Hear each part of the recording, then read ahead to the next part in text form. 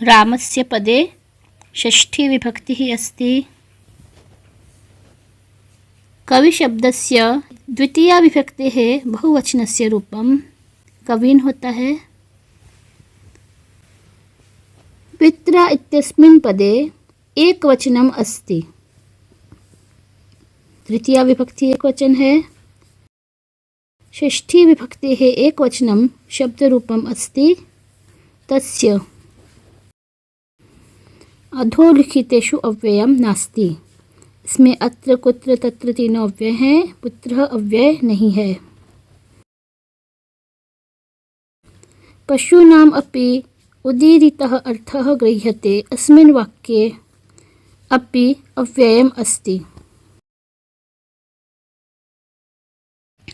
रिक्तस्थानपूर्ति। नेष्यामः पदे नी धातुः अस्ति।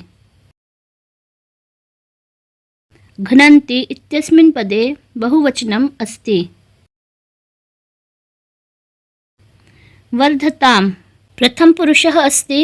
लोट लकार का प्रथम पुरुष का द्विवचन है। गच्छानि इत्यस्मिन् पदे लोट लकारः अस्ति। उत्तम पुरुष है लोट लकार का और एक वचन है। अधिकारः पदे अधि उपसर्गः अस्ति।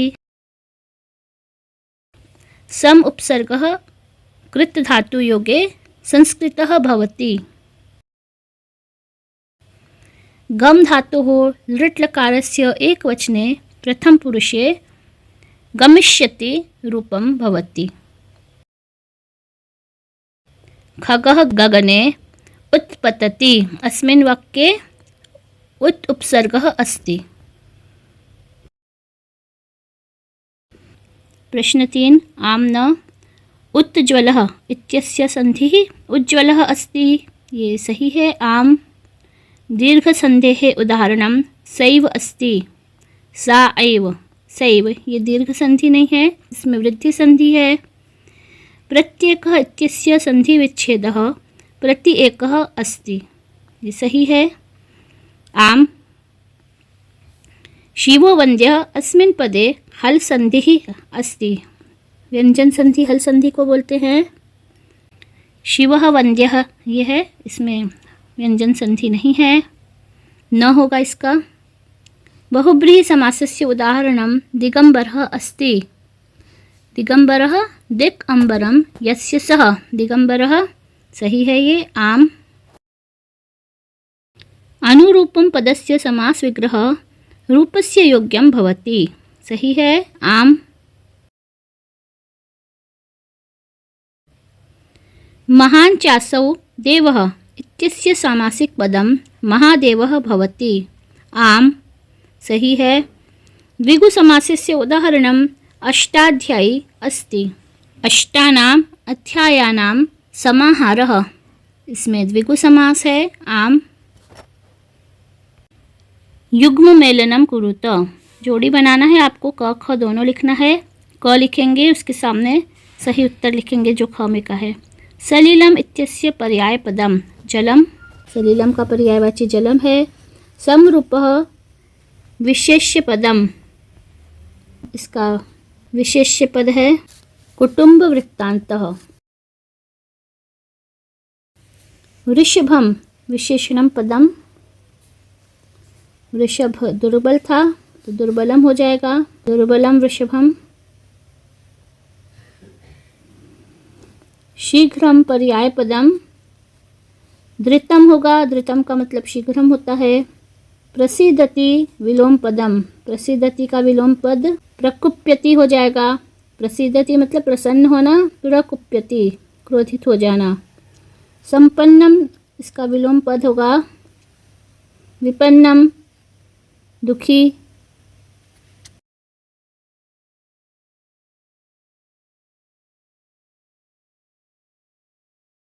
एक पदेन उत्तरम लिखत। कः पिपासितः म्रियते, कौन प्यासा मर जाता है। जातकः पिपासितः म्रियते।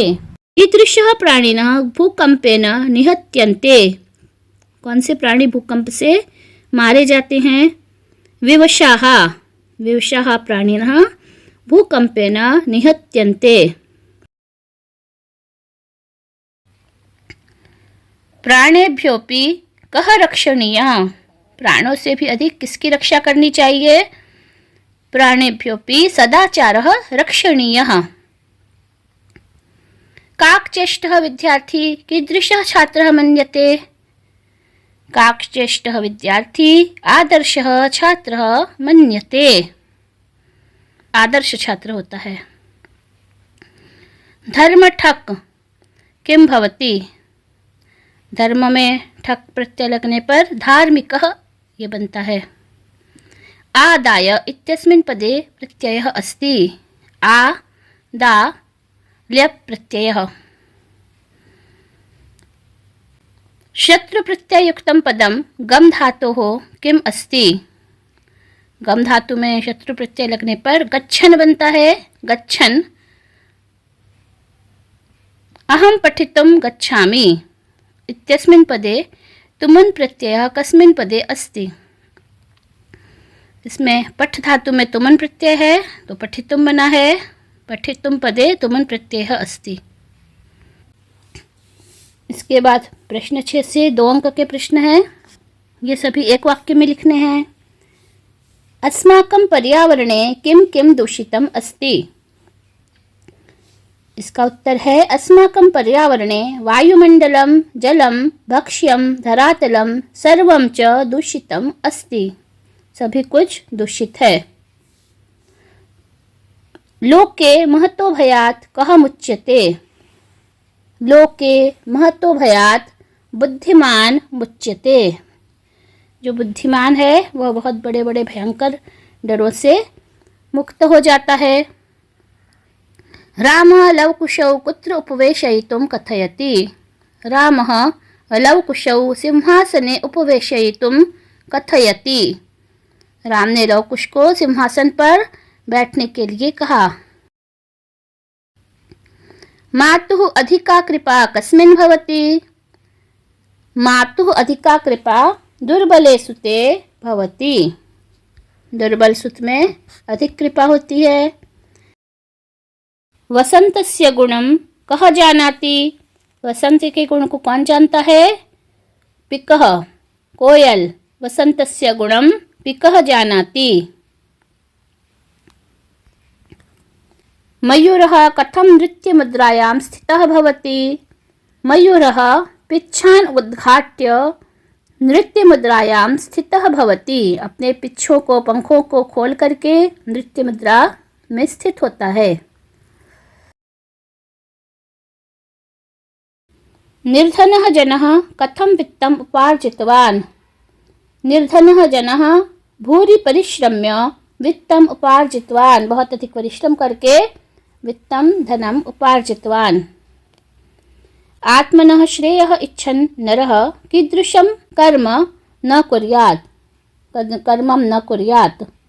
आत्मनः श्रेयः इच्छन् नरः अहितं कर्मं न कुर्यात्। आत्मनः श्रेयः इच्छन् नरः कीदृशं कर्मं न कुर्यात्? आत्मनः श्रेयः इच्छन् नरः अहितं कर्मं न कुर्यात्। अहित कर्म नहीं करता है। पृथिव्याः स्खलनात् किं जायते? पृथिव्याः स्खलनात् कंपनं जायते। सरसः शोभा केन भवति? सरसः शोभा एकेन राजहंसेन भवति। रेखांकित पदम आधृत्य प्रश्न निर्माणं कुरुत। रेखांकित पदों के आधार पर प्रश्न निर्माण करना है। जो भी इसमें वचन है विभक्ति है उसमें किम शब्द के विभक्ति वचन और जिस लिंग का है उसी लिंग का किम शब्द लेना है। शक्तियानम कज्जल मलिनम धूमम मुंचति। कज्जल मलिनम रेखांकित है तो कज्जल मलिनम की जगह प्रश्नवाचक लिखेंगे। शक्तियानम कीदृशम धूमम मुंचति। कैसा धुआं छोड़ रहा है। त्वं मानुष्यात् बिभेषि। इसका प्रश्न होगा मानुष्यात् की जगह कस्मात् लिखेंगे। त्वं कस्मात् बिभेषि। पंचमी विभक्ति है। धेनु नाम माता सुरभि आसीत। धेनु शब्द स्त्रीलिंग का है तो किम का स्त्रीलिंग लिखेंगे कासाम माता सुरभि आसीत। षष्ठी विभक्ति है इसमें धेनु नाम में, तो कासाम भी किम शब्द का स्त्रीलिंग का षष्ठी विभक्ति का बहुवचन है। सर्वे प्रकृति मात्रम प्रणमन्ति। इसका प्रश्न होगा सर्वे काम प्रणमन्ति। इसमें भी प्रकृति मात्रम स्त्रीलिंग है तो काम लिखेंगे। प्रश्न 12 अधोलिखितानि वाक्यानि कः कं प्रति कथयति। जानाम्यहं तस्य नामधेयम्। ये कुश कह रहे हैं राम से, कुशः रामं प्रति कथयति। कः है तो इसमें प्रथमा विभक्ति एक वचन लिखेंगे कः कुशः। कम प्रति द्वितीया विभक्ति एक वचन रामं प्रति। तस्या द्वे नाम्नि। ये लव कह रहे हैं विदूषक से, लवः विदूषकं प्रति कथयति। सव्यवधानं न चारित्र्य लोपाय। रामः लव कुशौ कथयति। यहाँ कुशम प्रति नहीं लिखेंगे क्योंकि दोनों से कह रहे हैं, लव और कुश दो हैं तो द्विवचन हो जाएगा। भवान कुतः भयात् पलायितः। यहाँ पे श्रीगाल व्याघ्र से कह रहा है, श्रीगालः व्याघ्रं प्रति कथयति। अगला प्रश्न है प्रश्नपत्रे समागतान् श्लोकान् विहाय स्वपाठ्यपुस्तकात् एकं श्लोकं लिखत। जो लिखे हैं प्रश्न पत्र में उनको नहीं लिखना है, अपने पाठ्य पुस्तक से कोई भी एक सुभाषित का श्लोक लिखेंगे तो ज़्यादा अच्छा है। सुभाषितम श्लोकम लिखत। अधोलिखित वाक्यानाम अशुद्ध कारक संशोधनम कुरुत। नीचे जो वाक्य हैं इनमें कुछ शब्द है जिनमें कारक की अशुद्धियाँ हैं। शिष्यः गुरुः प्रश्नं पृच्छति। शिष्य गुरु से प्रश्न पूछ रहा है तो गुरुः नहीं होगा, गुरुम होगा। शिष्यः गुरुं प्रश्नं पृच्छति। इसमें गुरुः जो है कर्ता कारक है, प्रथमा विभक्ति है तो इसमें हम द्वितीया विभक्ति गुरुम लिखेंगे। गुरु से प्रश्न पूछ रहा है, गुरु को पूछ रहा है। सह कर्णम बधिरः अस्ति। जब किसी शरीर में विकार होता है, शरीर के किसी अंग में, तो उस अंग में तृतीया विभक्ति होती है। कर्ण कारक होगा इसमें कर्णम में, तो सह कर्णेन बधिरः अस्ति। कर्णम यहाँ पे अशुद्ध है। हरि नमः।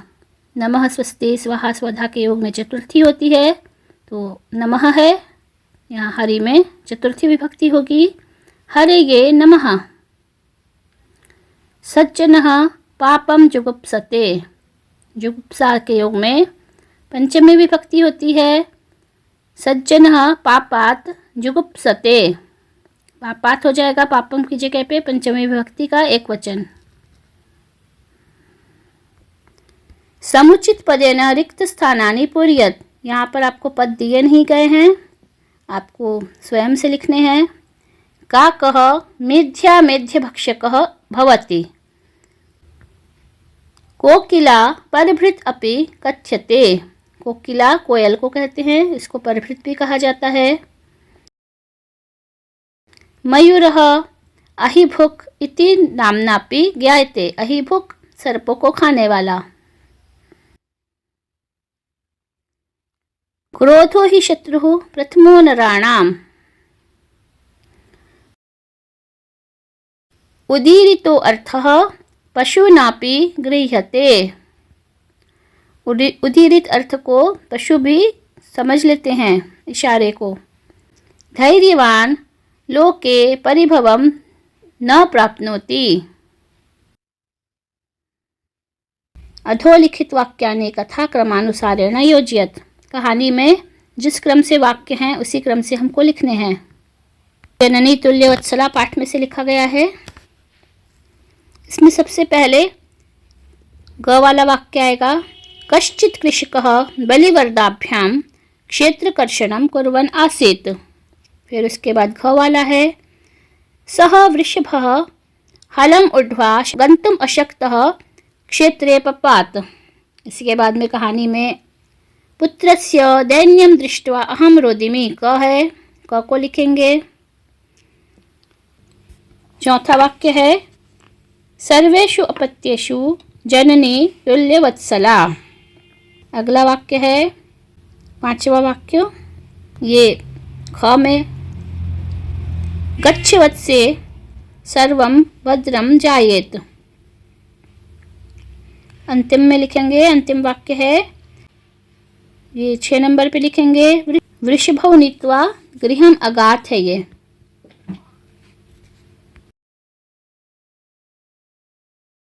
वाच्य परिवर्तनम कुरुत। त्वया सत्यम कथितम।